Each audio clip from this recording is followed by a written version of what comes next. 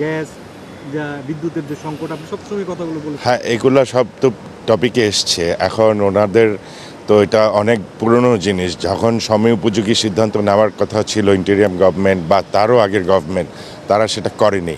এখন রাতারাতি এগুলা আশা করাটাও আপনার কতটুকু যুক্তিযুক্ত হবে আমি জানি না।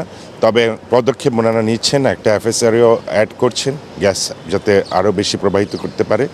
তারপরে আপনার অল্টারনেটিভ ফিউল ওটা নিয়ে উনি ভাবছেন। তো এইগুলো আমাদেরকে যে সময়টা লাগে একটা 15 মাস 18 মাস, এটা তো সরকারকে আমাদের দিতেই হবে। তো এর পাশাপাশি এখন কি করা যায়, কি ধরনের প্যাকেজ দেওয়া যায়, বা আমাদের ফাইন্যান্সিয়াল যে সমস্যাটা আছে, ব্যাংকের যে সমস্যাগুলো আছে, এগুলো ওনার কাছে তুলে ধরা হয়েছে। উনি উপলব্ধি করতে পেরেছেন, উনি পদক্ষেপও নিচ্ছেন। এবং কি আগামী সপ্তাহে ফাইন্যান্স অ্যাডভাইজার সাহেব, কমার্স মিনিস্টার সবাইকে নিয়ে একটা দল করে দিয়েছেন এটা কি আরও কীভাবে সুরা করা যায়।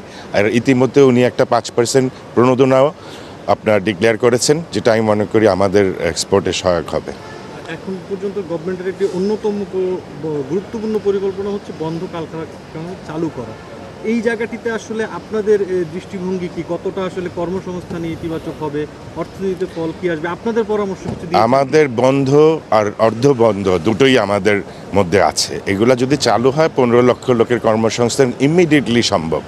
এখন এগুলো চালু করতে হলে যে প্রতিযোগিতামূলক বাজারে যে ডাম্পিং হচ্ছে আমাদের উপরে, সেগুলাও ভাববার বিষয় আছে। ওনাগুলো আমরা তুলে ধরেছি এবং উনি ওগুলা পর্যালোচনা করে ব্যাখ্যা করবে, মানে ব্যাখ্যা আমাদের থেকে নিচ্ছেন, নিয়ে নিশ্চয়ই উনি এক মাসের মধ্যে দ্রুত আরও কিছু সিদ্ধান্ত নেবেন।